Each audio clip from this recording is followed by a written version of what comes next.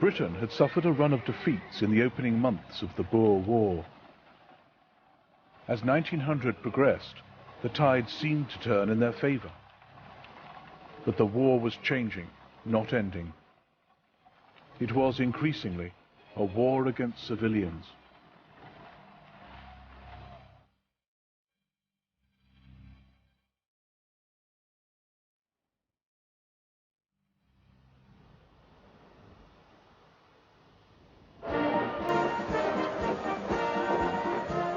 Britain had gone to war in October 1899 to beat the Boers and secure South Africa for the Empire.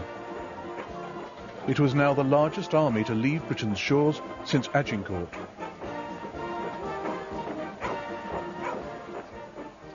The aim was to sweep up from the Cape, overrun the Orange Free State capital of Bloemfontein, and then into the Transvaal to Pretoria. But from the start, the Boers had besieged British garrisons in Kimberley, Ladysmith and Mafeking. Now the British army was split up and bogged down, trying to break through to the besieged towns. South London schoolboy Arthur Whitlock followed the war closely. These sieges of the three main towns, they impressed me very much by the way in which they were so stubborn, getting short of food, other supplies, and they stood it out against all odds, really. And I thought that was a marvellous tribute to our British nature. Beyond the outer British lines of defence were the Boers, dug in on hill and veldt.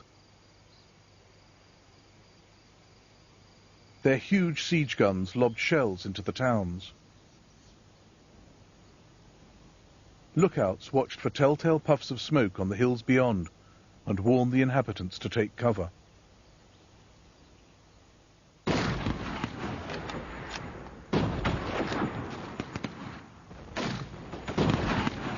Women and children fell victim to Boer shelling and rifle fire.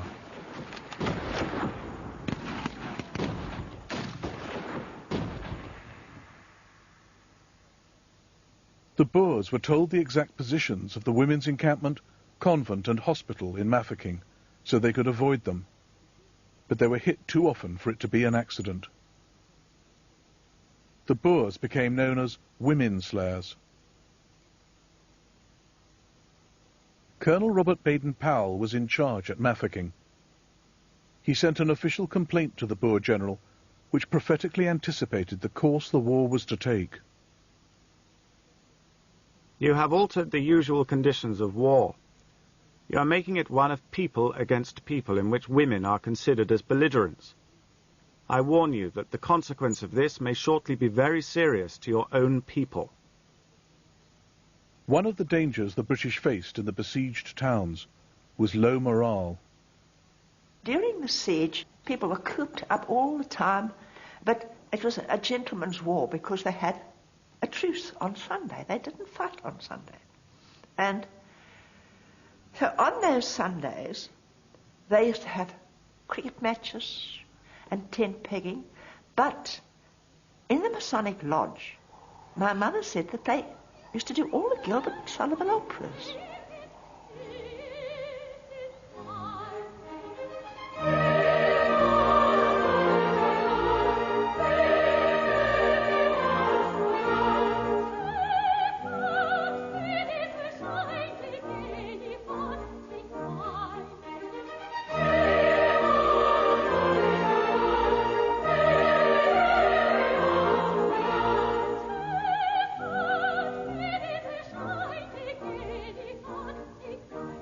Baden-Powell was very good at that sort of thing. And those people had very good voices, singing all the old songs. But that was how they, and of course he was very good at putting on a turn himself, because he's a man of many parts. He was a master of bluff. He had to be, because his defenders of Mafeking were very few and they had very little equipment. And one of the stories that is told is the defence round their forts wasn't very good, so they had the bright idea of putting up barbed wire fences which didn't exist. They planted some poles, and everybody who approached had to step over the barbed wire, which they did solemnly, stepping over nothing. For my military knowledge, though I'm plucky and adventuring, has only been got down to the beginning of the century, but still in matters vegetable and ever the middle, I am the very model of a modern Major General.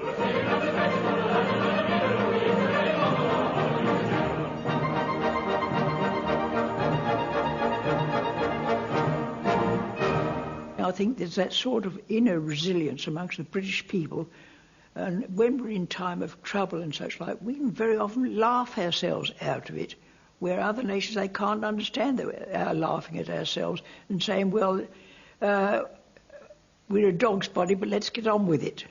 And eventually we fight our way through. Baden-Powell's strict censorship and relentless self-publicity have conspired to give an impression that the sieges were an exclusively white experience, depending on bulldog grit and resourcefulness.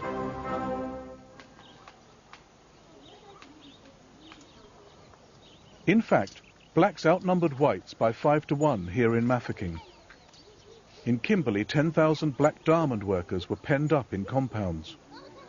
There were several thousand Indians in Ladysmith. All caught up in a war not of their making and suffering for it. Very few had bomb shelters. My grandmother and my mother had no protection.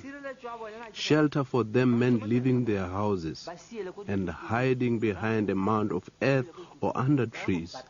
They lay flat on the ground, my mother with a baby on her back, and the shells flew over their heads and landed on their houses. One of the best chroniclers of the siege lived here in the heart of Mafeking's black community. He was a member of the Baralong people.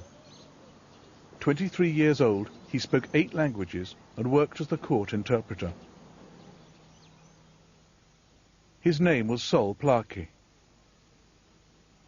Later a founding father of the African National Congress, he kept a diary from which his grandson reads. It's now Thursday, the 7th of December, 1899. The first shell of this morning burst near one of the railway cottages and killed a young fellow by blowing off his belly and pitching his intestines onto the opposite roof. I have never before realized so keenly that I am walking on the brink of the grave. Boer shelling killed and maimed more blacks than whites because the whites had shelters, which the blacks had to build for them. Racial discrimination was a fact of life then.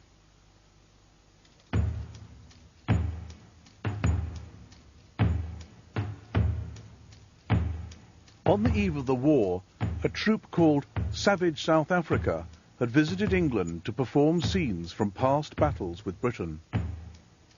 Oh, they were just niggers. We had nothing against them, but they were niggers, and we used to say, eeny, meeny, miny, mo, catch the nigger by the toe. If he squeals, let him go. Eeny, meeny, miny, mo, when we wanted to say who had to be it, if you know what being it is. They reenacted the defeat of the Matabele.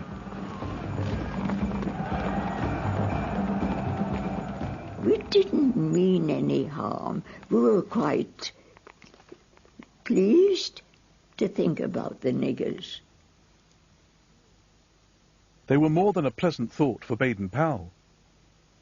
Desperately short of soldiers in Mafeking, he armed the blacks, breaking both a Boer and British taboo. Het die boere gevoel dat dit verkeerde beleid sou wees om swart. The Boers felt that it would be wrong to involve blacks in this war. Soos wat Sir Alfred Milner ook gereken het. So did Sir Alfred Milner. He felt it would be bad policy to involve blacks in this war because the effect on a post-war situation would be tremendous, with claims for more territory and for the general right to vote. En vir die boer was dit And for the Boers, it was a case of, Maar dit is ons this is our war. It has nothing to do with the black man. niks uit te waai nie. Boer General Piet Cronje wrote to Baden-Powell in protest. You have committed an enormous act of wickedness. Reconsider the matter, even if it cost you the loss of Mafeking. Disarm your blacks, and thereby act the part of a white man in a white man's war. In fact, General Cronje himself armed blacks during the siege of Mafeking. Blacks also acted as couriers, with messages hidden in their clothes. The penalty if caught was death. The British even had a black woman courier.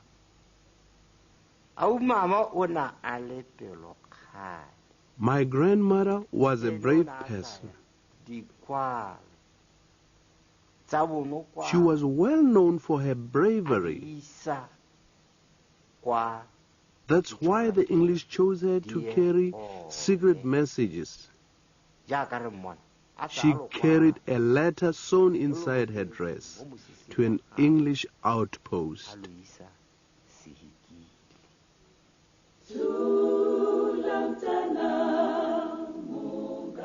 The blacks fought the Boers and raided their cattle. They took the land's share of the risks, the whites got the land's share of the food. Ironically, much of the food belonged to the blacks in the first place. Baden-Powell commandeered it and then sold it back to them as rations. The natives are getting a little suspicious of us. They want to know why we're trying to take all the grain from them. A man in Mafeking is sentenced to death for stealing a goat. Under Baden-Powell, blacks were flogged for the first two offences and executed for the third. Standing at the back, the court interpreter, Sol Plaatje. We have very great difficulty in feeding the natives. I saw horse flesh for the first time being treated as human foodstuff. It looked like meat with nothing unusual about it. But when they found that there was no more meat left and brought the heads and feet, I was moved to see their long ears and bald heads. And those were the things the people are to feed on. The recipients, however, were all very pleased to get these heads, and they ate them nearly raw.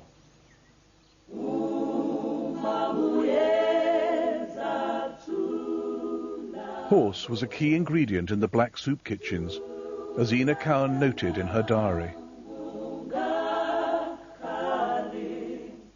An old horse is slaughtered, skinned, and thrown into a huge boiler with some villainous mealie meal and salt, and is doled out at threepence a pint. J.E. Neely of the Pall Mall Gazette described the queues of blacks. 500 or 600 of both sexes and all ages, awaiting turn to crawl painfully up to the soup kitchen. It was one of the most heartrending sights I have ever witnessed.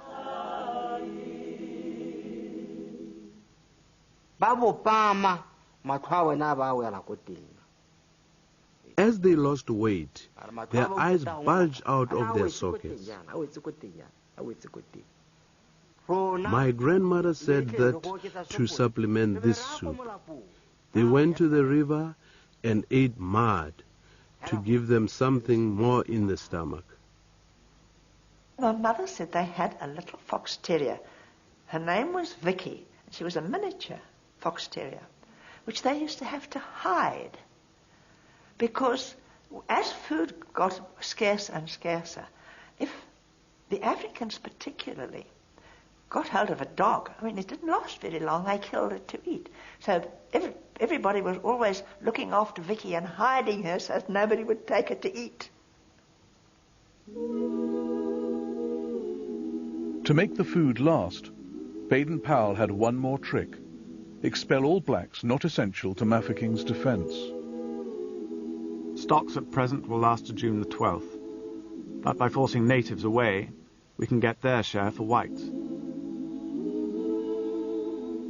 Tonight, no fewer than 750 natives have to walk 100 miles through Boer lines. Our outposts have orders to shoot at them if they return. It does seem hard. When a start was made from the river, there arose cries of "Mama, Mama," children shouting after their mothers and women after their children. The Boers caught, stripped and flogged many of the women. Some they killed. Those who got past the Boers faced a slower death, as J. Neely witnessed. I saw them lie where they had fallen, too weak to go on their way, mostly little boys. Probably hundreds died from starvation, or the diseases that always accompany famine.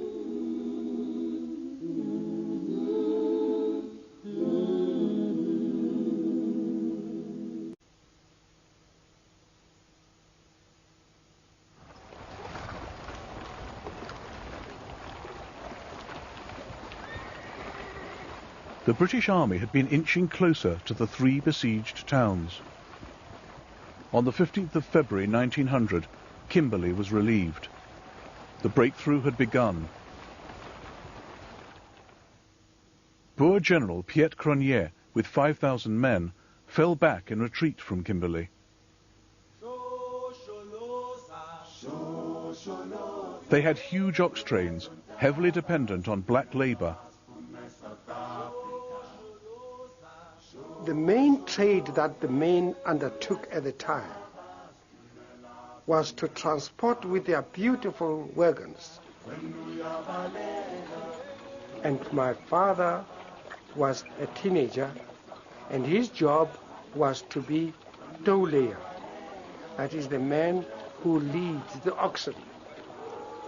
And it is this wagon which was chosen to carry the wife of General Cronje. Hester Cronje accompanied her husband. They were attacked by the British. Shots were coming from all sides, and down they would hit the oxen in their run, and says the way you would know that an ox has been hit would be when it fell on its knees and it made the sound "oh" and fell down.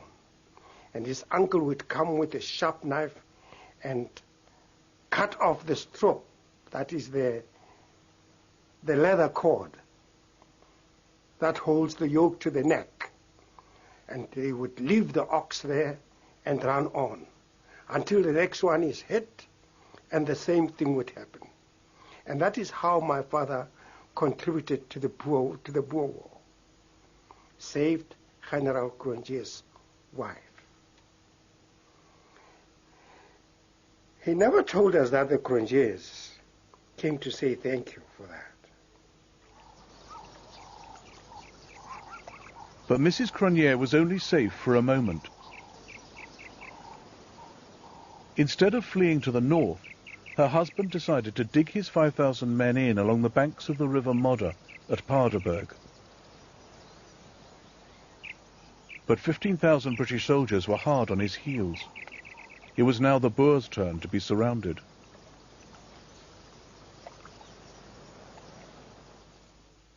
Boer General Christian de Wet implored Cronje to break out, but he was too encumbered with baggage wagons and families to risk it.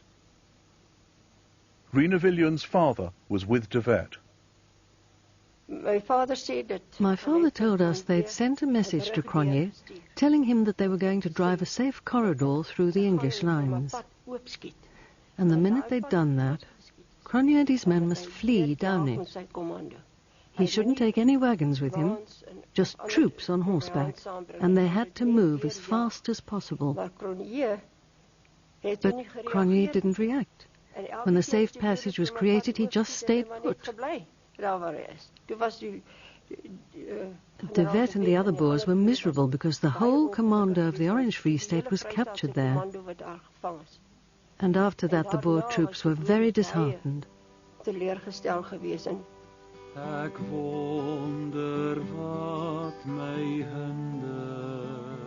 Cronje surrendered to Field Marshal Lord Roberts on the 27th of February 1900. It was the first major British victory and a turning point in the war. Over 4,000 Boers were taken prisoner, a devastating blow.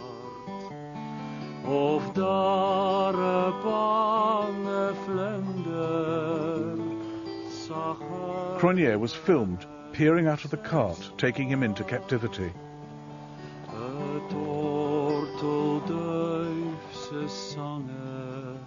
With his wife and army, Cronje was exiled to the island of St. Helena, following in Napoleon's footsteps.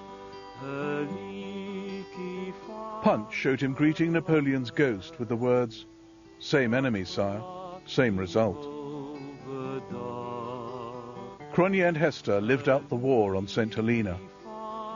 They then went to America, where he reenacted the Battle of Paardeberg at the 1904 St. Louis World Fair. He died hated by his people. The British breakthrough gathered momentum. In Natal, they relieved Ladysmith. They pushed the Boers back at Driefontein on the western front. When the British reached this final ridge, they saw the Boers fleeing on horseback on the way clear to Bloemfontein, capital of the Orange Free State. The city fell without a fight on the 13th of March 1900. Yet 1,000 would die here, but not from Boer guns. And the seeds of the tragedy were sown weeks, even months before.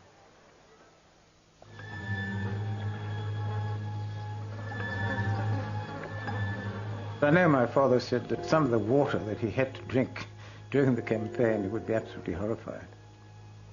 Contaminated by dead animals and all that sort of thing. Disease was a major problem. They were having to drink untreated water virtually from day to day and from stream to stream. So it was never the same water, and hence there was a far greater chance of picking up something from the water. Typhoid is one of the gastrointestinal diseases. It is an organism that affects the gut. It is characteristic of large standing armies. Spread by water, by food, by dust, by flies, of which there were millions.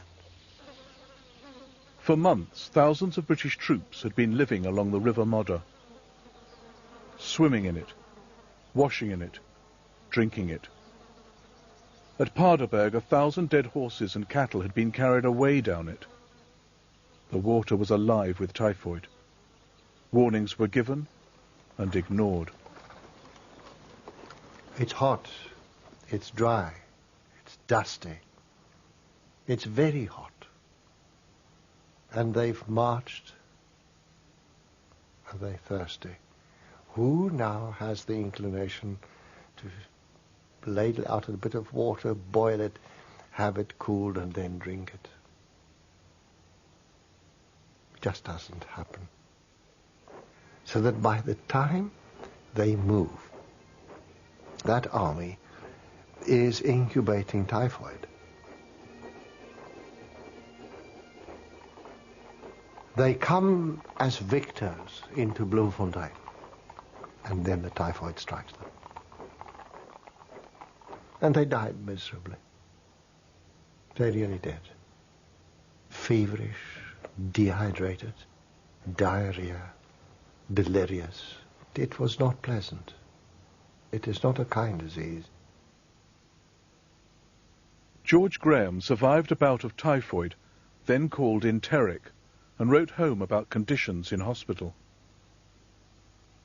Some of the men have great blowflies alight upon them, and these rapidly turn into maggots, and one poor fellow was unlikely to recover, for he had nearly a pailful taken away from him.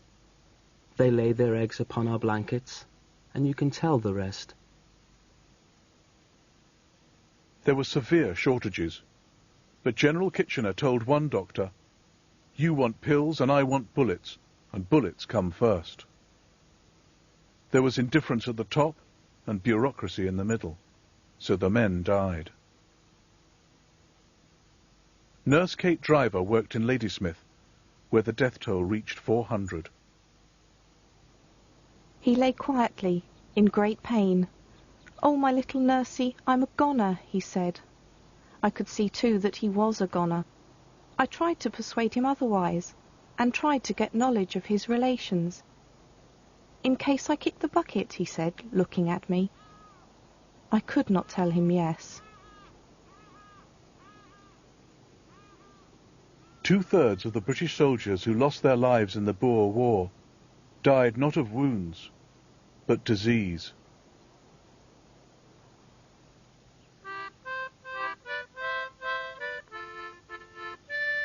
Four days after Bloemfontein fell, the Boer leaders met to work out a new way forward.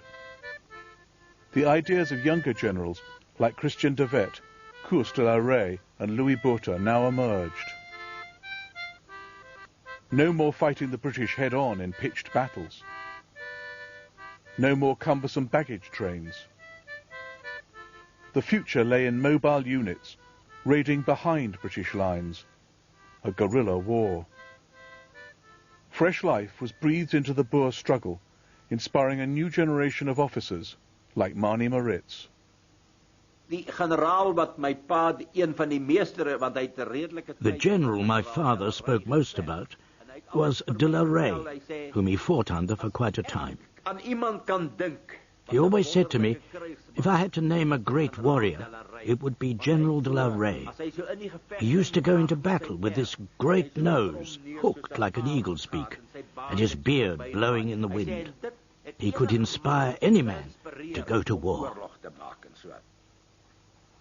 The trouble was, disillusioned Boers had been drifting home, following the recent run of defeats, and many more accepted a British offer of amnesty, as long as they swore allegiance to the Crown and gave up their weapons.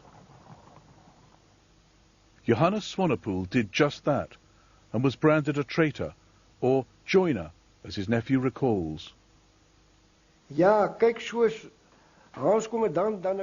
My uncle became a joiner, and you can understand it from his point of view. He saw they had no hope of winning the war once the English had conquered our capital, Bloemfontein. He and others came to the conclusion that it was time to end the war. That's why he became a joiner. He also wanted to return to his farm. He didn't want to fight anymore. General de Wet realized he had to sort out the committed from the waverers in his ranks. De Wet told his men, go home to your farms, sort everything out there, and meet me again at Sand River. That way, only the ones who really wanted to fight would return. And that was precisely what happened. On the 25th of March, de Wet was rejoined by a group of burghers with the real courage to go on. And that was de Wet's whole idea. Give me 100 men who want to fight, rather than 1,000 who aren't interested in defending their own freedom.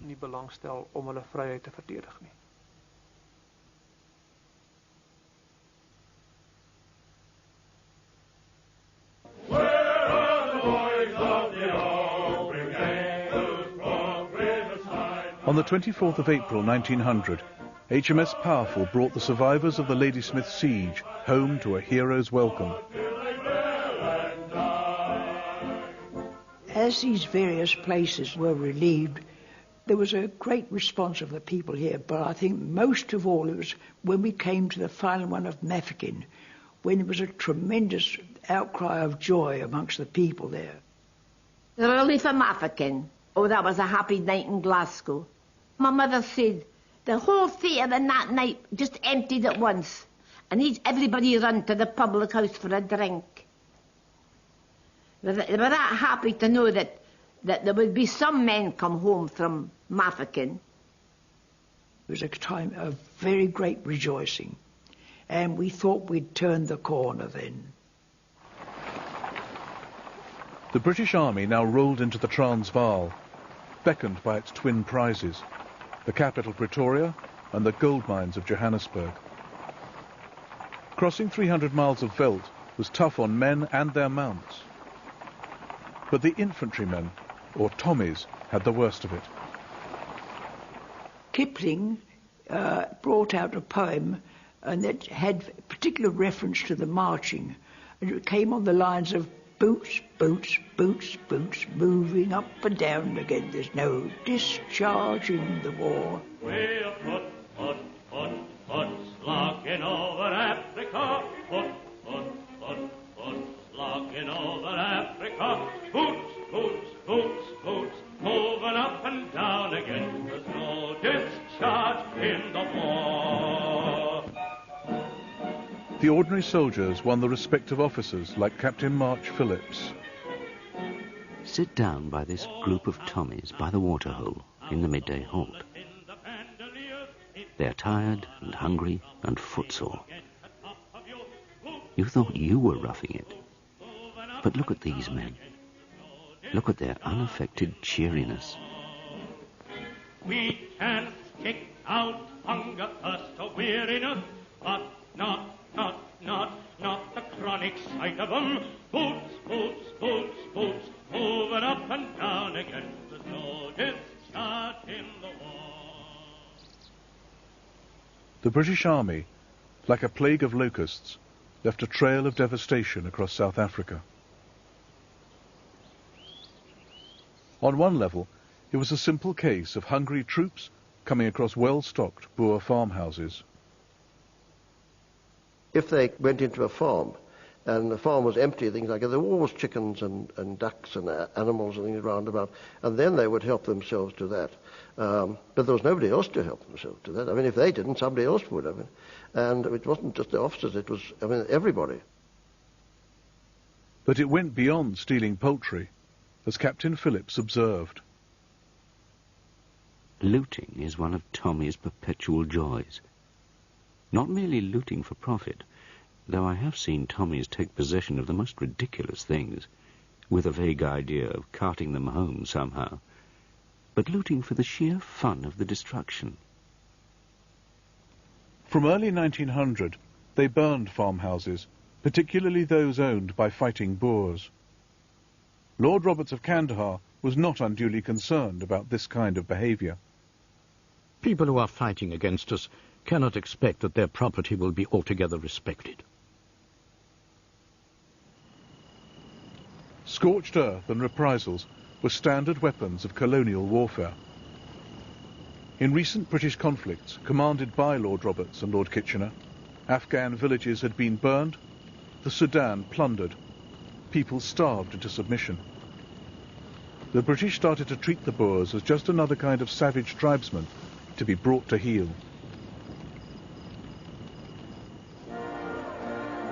On the 5th of June 1900, the British moved unopposed into Pretoria, capital of the Transvaal. Amid the rejoicing, Captain March Phillips smelt a rat. It is generally considered rather a coup in war, I believe, to take the enemy's capital, isn't it? We keep on taking capitals, but I can't say it seems to make much difference. The Boers go on fighting after their loss, just as if nothing had happened. Indeed, Roberts made it easier for the Boers to carry on by giving their army 24 hours to get clear if the Boers left the Johannesburg gold mines intact. So the Boers escaped, taking the last boxes of gold mined on the Rand. Punch magazine showed Paul Kruger fleeing from Pretoria with a fortune in his saddlebag. Rumours about Kruger's gold persist to the present day. The British wanted our gold and land, and Paul's money. He went off with it. I know where that money is. They can shoot me dead. I'll never say where it is.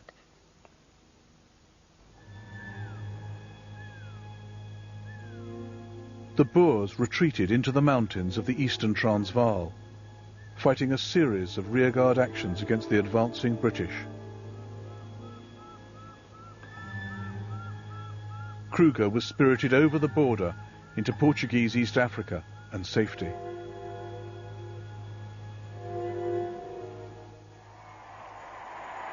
He next showed up on a whistle-stop tour of European capital cities, drumming up moral support for the Boers. The intervention they wanted was, we're not asking for military aid from France or Germany or anywhere. We just want you to send Britain a diplomatic note saying, please give this bunch of Boers their freedom back.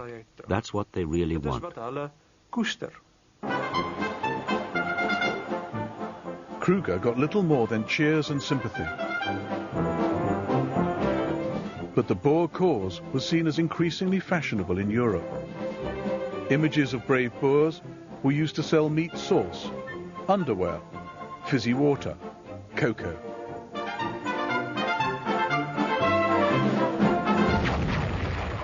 By mid-1900, some Boers were fighting a guerrilla war. Christian de Wet destroyed lines of communication, hit British columns, then escaped into thin air. He frustrated the British in South Africa and fascinated them at home. Schoolboys in England collected cigarette cards of the Boer commandants. They prized one above all others. De Wet, to my mind, was a fly-by-night type of figure, and for that reason, young as I was, I admired him, although he was an enemy. And as I say, he flitted from place to place, causing damage to our troops, then away before we could retaliate. Wie is die dapper generaal de Wet? Die stry so dapper in Transvaal de Wet.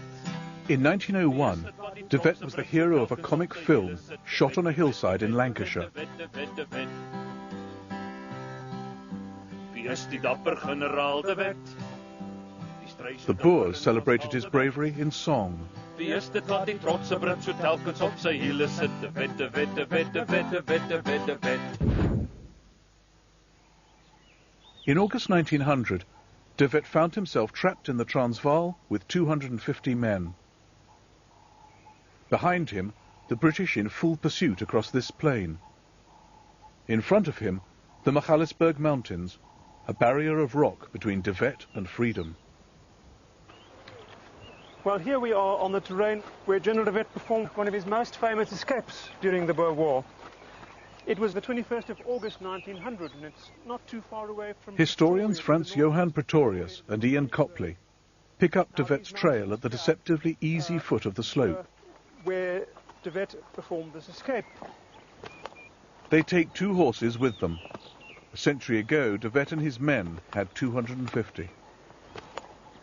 The only way out was to go over the mountains. So de Wet approached an African, and this was one of the most famous conversations of the Anglo-Boer War. And he said to him, is there a path over here?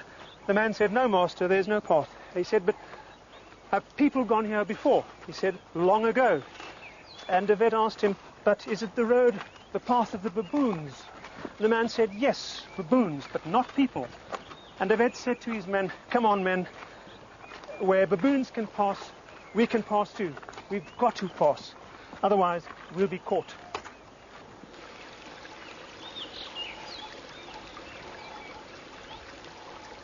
De Wet gave his horses their last drink here. There is no more water until the far side of the mountain. Now we're getting to the top of the tree line. It gets more rough and stony than ever. Yeah, it's actually from here that they got off their horses and started climbing the mountain. You can see how difficult it is even at this stage of the climb, that the horses are quite having a struggle. Come on, come on, come on, let's go back to the Free State. Come on, come on, come on. The horses didn't want to go any further. Their counterparts a century ago weren't given the choice. De Wet was a hard taskmaster.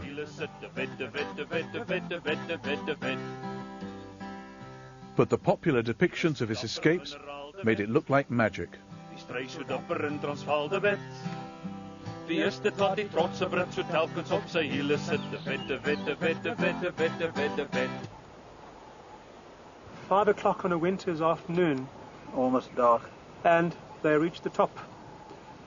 You know, the de Wet said he had climbed many mountains, but never before had he been so tired. But the exhaustion was rewarded by the lovely panorama that he had here to the south. That's an incredible view, isn't it? Yes, and the best of it all, there was no British soldier in sight. There's this lovely story of this young boy selling picture postcards of General de Wet in London, and they were all in envelopes, and everybody was buying, and this one fellow came back and said, "But look, my envelope is empty, there's nothing inside." The boy said, "Oh, General de Wet must have escaped again." The British response to Boer guerrilla tactics went far beyond legitimate countermeasures. From June 1900, destruction of Boer property was widespread and ruthless. General Kelly Kenny had used the expression "lay waste" in an order and was asked to define it. Destroy what you cannot eat. Burn all farmhouses. Search for hidden stores of ammunition and destroy what you find.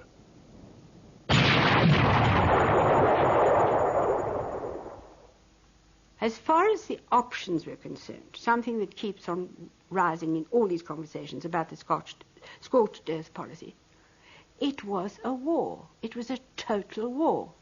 There was no option. I'm not concerned here with the morality of the war, who was to blame and who wasn't. But what I'm concerned about is, if you look at it from a military historian's point of view, it was a war. The aim was to win it. Captain March Phillips was with Remington's Tigers. They scouted ahead of the main army, plundering and destroying. Our course through the country is marked, as in prehistoric ages, by pillars of smoke by day and fire by night. We usually burn from 6 to a dozen farms a day. If the Boers have used the farm, if the owner is on commando, if the line within a certain distance has been blown up. We find that one reason or other generally covers pretty nearly every farm we come to. And so to save trouble, we burn the lot. Blacks fighting with the British were an integral part of these operations.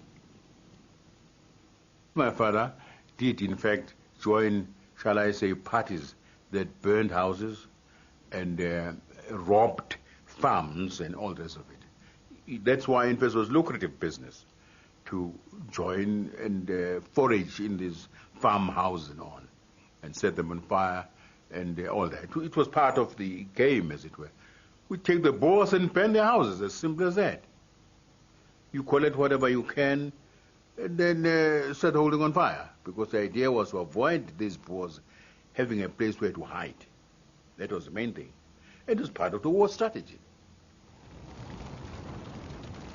Many British, like Captain Bromley Davenport, felt little sympathy for the Boers. I burnt the farm in revenge. There was a woman there, very fat and unpardonably ugly. I had no pity for her at all. The women here are worse than the men, and should be made to suffer with them. But Captain March Phillips felt distinctly uncomfortable. The worst moment is when you come to the house. The people thought we had called for refreshments, and one of the women went to get milk. Then we had to tell them we had come to burn the place down. I simply did not know which way to look. The old grandmother was very angry. She told me that, though I was making a fine blaze now, it was nothing compared to the flames that I myself should be consumed in hereafter.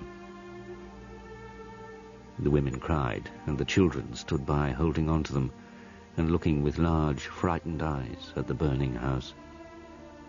They won't forget that sight, I'll bet a sovereign, not even when they grow up. Christina Nianaber hasn't forgotten, though 100 years have passed.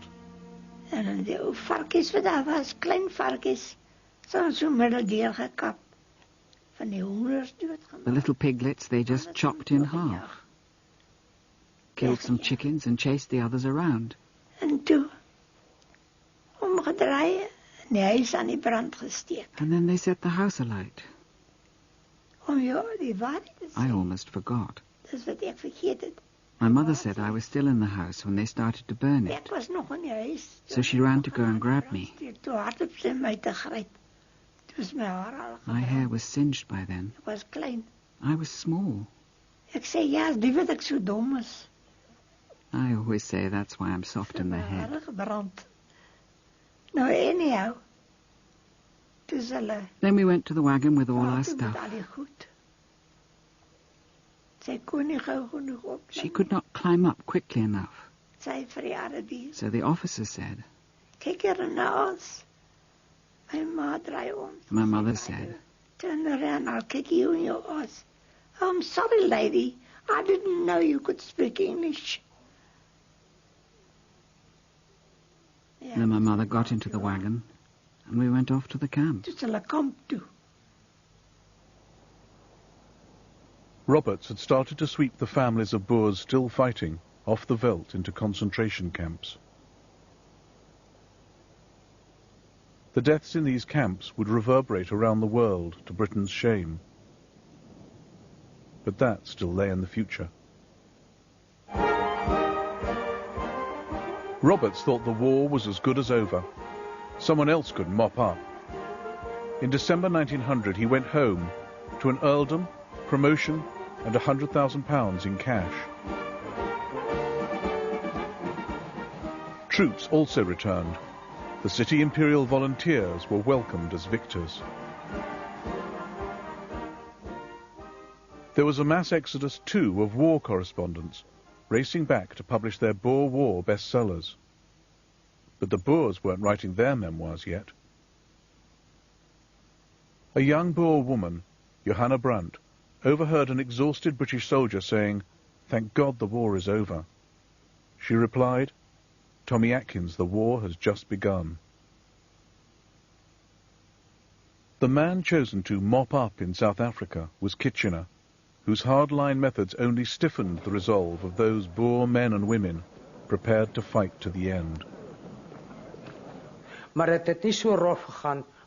Things weren't too bad before, but with Kitchener, forget it. He was a murderer. Before, they left women on the farms. But with him, it was goodbye. Then everybody had to go. He had no qualms. How much innocent blood flowed here? How much?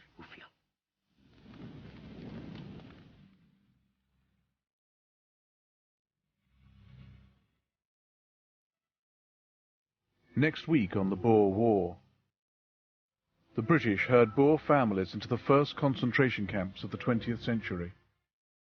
Thousands, mostly children, die. And the Boers take the guerrilla war into the Cape, martyring the black leader, Abraham Esau.